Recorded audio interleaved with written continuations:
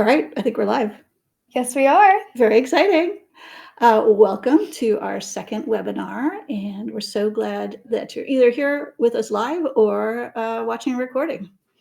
My name is Kim Wilkins, and I'm a co-founder of Roversa Robotics, and I'm joined by... I'm Sona Tommy. I do all the digital media creation for Roversa.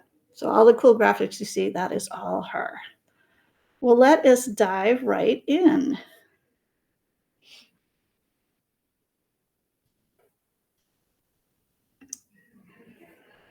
Nope. Sorry. We thought we had this covered, and now I can't find my...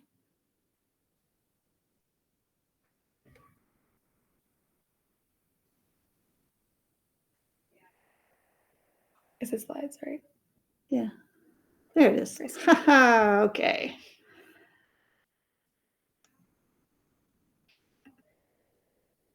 Oh, there's a tab right next to it. Yep.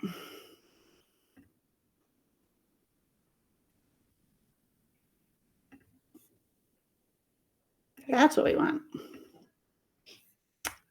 All right. Well, it wouldn't be doing something with technology if it didn't cause us some issues. And that's fine. So this is Hour of AI. Let's explore microbit create AI. And we'll have this available, this whole presentation available as both a slide deck and, of course, the recording of the webinar. And you can get to that through the QR code there. And let's talk about what we're going to do. Welcome, first of all. We are so glad you're joining us. I'm hoping that if you're seeing this and you weren't live, that you'll come and join us on Circle, which that's our community on Roversa, and we're really excited about all the educators that are there and starting to share what they're doing. We're going to talk about what AI is, the Hour of AI, which is brand new this year. We're going to go through a project using microbit and create AI, and then we're going to show you using it with Roversa, and that's the robotics platform we have, and then we'll wrap up. So what is AI? It's definitely the latest buzzword. Like you can't go anywhere without hearing about AI and how much of an impact it's having. What are you hearing about it? I'm kind of curious. It's everywhere. I use it for work, my classes, and it's slowly taken over so many jobs. And, you really should be up to date with the technology and learn how to use what's available in any given time. So AI is what's new right now. Yeah. But it's also been around for a while, it turns out. So AI is really in the computer science bubble, which is why we're talking about it, because we're all about computer science education. And the thing now is because computer science has advanced so far, and we can, collect tons of data, we can churn out, the computing power right now is just so incredible. So that's why AI has really gotten to the next level, because we can do so much with the computing power that's available. But on the AI stuff, what we're really talking about is statistics, which have been around forever, right? Machine learning, which is fairly new. Again, it's because we have access to these powerful computing devices that machine learning has really taken off. And it's data science. So it's doing, we're collecting all this big data. Big data is sort of the precursor to this. Like we're collecting all this data through sensors and different things. And now we're able to use machine learning and AI and statistics to make sense of it, or try to make sense of it. So AI, artificial intelligence, it has been around a while, but we're seeing it getting more and more powerful. So there's some big ideas around AI, and this group, AI for K-12, there's a link there. They have been thinking about this for a while, and I think they're a really great resource, especially if you're a K-12 educator, to think about the things you can talk about your kids with. So there's perceptions, how the computer perceives the world through sensors. There's representation and reasoning. So it's what data they're taking in and who's represented in it, who's not, because a lot of this is historical data, which has a lot of historical biases. There's learning. So now the machines are learning from the data that we've collected, and they're making their own inferences based on, algorithms that we've created. There's a natural interaction, which is a natural language processing, which is really, kind of the ChatGPTs and the Mhm. Geminis and that sort of being able to, we type something in and it actually Is able to understands communicate and with us, communicates yeah. and gives us feedback, Yeah. which is pretty amazing and interesting. And then there's societal impact. So we also know that these machines are just a reflection of what we've put into them. So they're not Mhm. always going to be correct. Right. They're having big impacts on society because, again, they really just are a reflection of us as a people. So when we have biases and stuff like that, they kind of get baked into the AI. So I think this is a really good model to look at AI from. It's important to teach that. Mhm. Yeah. So what makes a robot AI powered? Well, before in our last webinar, we talked about what makes a robot a robot. There's sensing the environment through sensors. Well, that's the same for AI powered robots. There's still, you're gathering all this data through all the sensors. If you think about automated cars, and how they're taking in so much sensor data and having to process it so they can drive by themselves. And then there's the thinking part. So that's the code behind what you're doing with the sensors. You're saying, if I see this condition, then do something. Well, now we're training the AI to do that instead of us having to do it. Mhm. And then finally, acting. So now that you've trained the AI on a certain model, then it'll act based on how you trained it. And so we're kind of going to take you through that process. Mhm. And the hour of AI, as I mentioned before, that's new. It used to be the hour of code, which, did you ever do the hour of code? I did do hour code a lot in school when I was growing up. Yeah. That it's been about 10 years, I think. Wow. And now they have shifted their focus to AI. So that, again, Tanya tells you how important Yes. Yeah. it is. So there's a lot of resources that they've created. And there's a link here if you want to go to their website for activities that you can do with students. So we're going to go through the microbit create. I'm just going to go back here for a second just to make sure we're not missing anybody. Okay, good. We're going to go through the create AI, which is the training system for the microbit. And what we're going to do is collect some data. We're going to train a model based on the data. And then I didn't go through the improvement cycle, but that's something, sometimes you don't train the data or you don't have enough training data. And so you need to improve the model until it works for you. And then you actually code it. And we recorded this earlier because we were having troubles with our last webinar trying to do everything live. So we're going to take you through this way.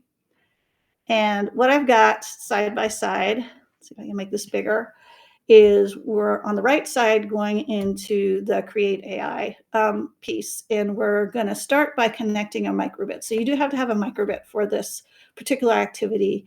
And we need to connect it with the USB to start with. And so going through that process. And it's a very nice process of going through the connection. It takes you step by step through it. I will say that probably the connection piece of this can be the most challenging for students because it's changes sometimes. But I'd still say that once they do it, they're going to get it and be able to do it over and over. So the second connection here is connecting it so it's I'm going to pause this before it goes too far. So there was a second connection there. So one was through the physical USB and one was connecting over Bluetooth, because when you're training it, you have to be connected over Bluetooth with the microbits, which means you have to have a little battery pack for it. All right. So now I'm going into the actual training part. And what you do is you give your action a name. So we're going to be doing actions. And I'm doing actions related to right, left. And I think that's what I get to here. So you'll notice I do a right and I turn the microbit right to train it. And you'll see below there's bars showing where the X, Y, and Z coordinates are with the microbit because there's a GPS in there. So you have to have at least 3 trains for each action. If you do more, it'll be better. That's where the accuracy and precision come in. Yeah. So now I'm training it left. So I'm doing 3 times, making the microbit go left.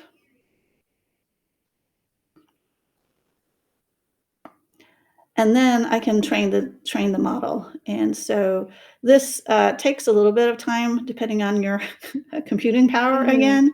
On one system we did it was really slow. It was much faster on this system. Yeah. So now the model's trained. And so now what I'll do is actually move the microbit around to see if you'll see it's going to 100% there and 100% there. So it seems to be doing what I want mostly, except what I found wasn't when it was sort of in neutral mode, it couldn't tell if it was right or left. Right. So then I okay. decided to add an action for it's still. So that's what this third action is. Okay. You'll also notice there's icons to go with this. It doesn't really matter what those are because later when you go to make code, you can change them to whatever you want. Right. So I actually wanted them to be right arrows and left arrows, but those icons weren't available. Okay. So I just went with the default. And then now when we go into make code, I'll change those. Right. And that'd be cool in the classroom too, to like give them the chance to experiment with those things as well. So now we're training the data again, and I'll test it again to make sure that it's doing what I want. So there's right, there's left, and then there's neutral being not doing anything. So Awesome. that did what I want. And now I'm going to go into the make code platform, which is the block and text-based programming part of microbit. And now I've got these machine learning blocks that have become available to me because I trained the model. Right. And now I'm actually going and saying, okay, I want arrow keys to kind of go with the right and the left. So that automatically updated in make code, right? Yeah, it once I train the model, then these blocks become available. Awesome. Yeah. So here I'm creating the left arrow.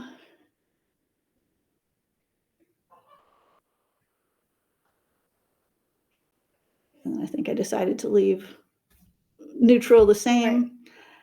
And then, I'm going to make a sound. So you're not going to hear this, but I just had it do one sound if I turned it right and another sound if I turned it left. So now I need to download this code, and you're given options to go ahead and download that code on the original one you were connected to, or do it to a new one. And I think I decided to do it to a new one. And so I'm plugging in another microbit to download this code to. Okay. And again, the same connection that you had to do to train the model, you go through that same process when you're downloading code. And whether you're training the model or you're making updates to make code, anytime you do that, you have to re-download. Okay. Because it, it doesn't know that you've made that change on the microbit itself. All right, so now I'm showing, you can't, if you could hear it, you'd hear it making different sounds depending on which way I turned it. And it's also changing the LEDs, but I didn't show that. This would be cool if there was like more movements and there was different notes for each movement. A student can make a song out of it or create some sort of melody, which would be really cool for them to see. Yeah. So that is sort of how you train the model in make code for microbit. And there's a lot of other great activities in microbit shared for taking that activity a little further. And we did that with Roversa. So, of course, we always have to bring Roversa into the mix. Yeah. So let me see if I can get past this one. I have to just start again. Okay, there we go. So this is a video I took. am super excited.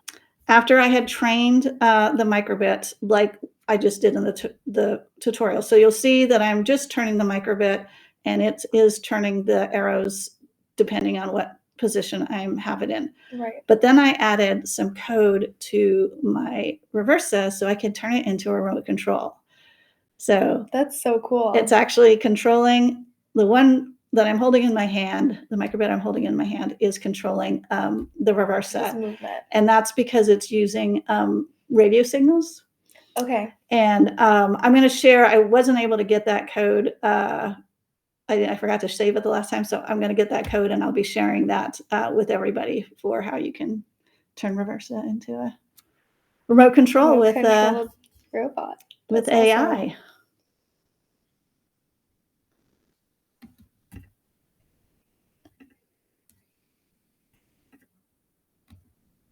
All right. So, wow, we went through that pretty fast. So, yeah, I hope that you enjoyed that. I think that the, the thing I want to get across with AI is it can be a lot. Things are changing so fast in technology, and AI is one of those things that's just, it feels like every time technology changes, it feels like it's so fast, but then the next thing is even so much. Yeah. Right? Like, for sure. how are you feeling about keeping up with everything? It's a lot to keep up with, and, like, as a future educator, I wanna stay, up to date with things so I can give my students what's going on in the present. So, I think, like, a lot of the times teachers are afraid to venture in because 'cause they're just like, "Oh, it just keeps moving faster and faster."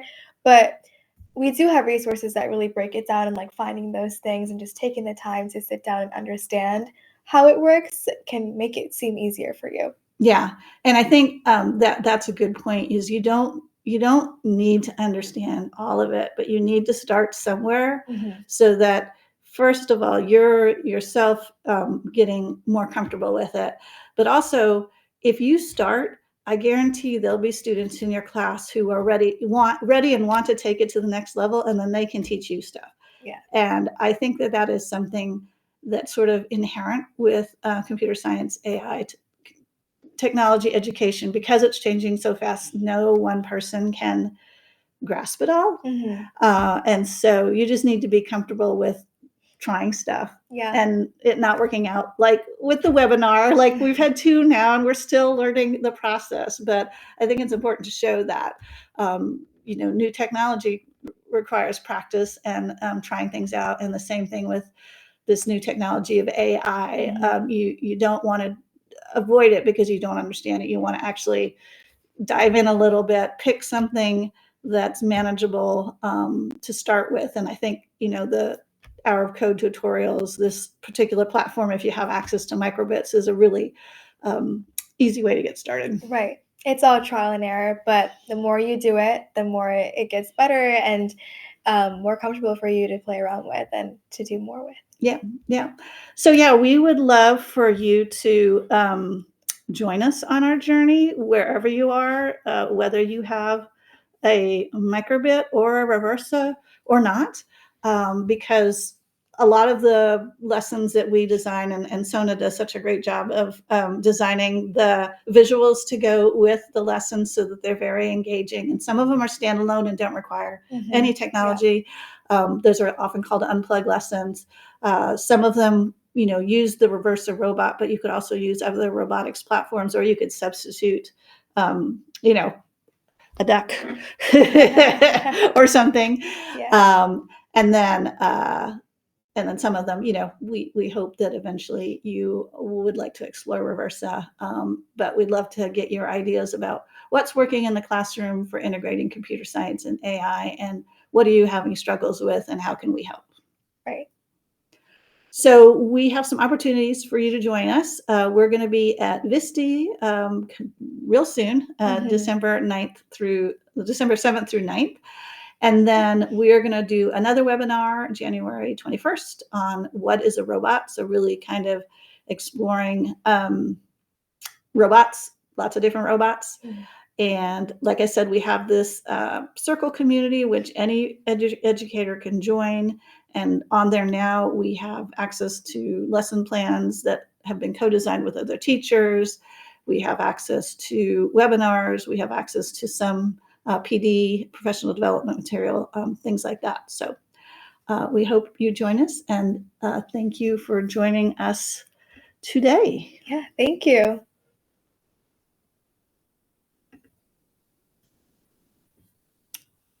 Have a great day. Bye. Bye.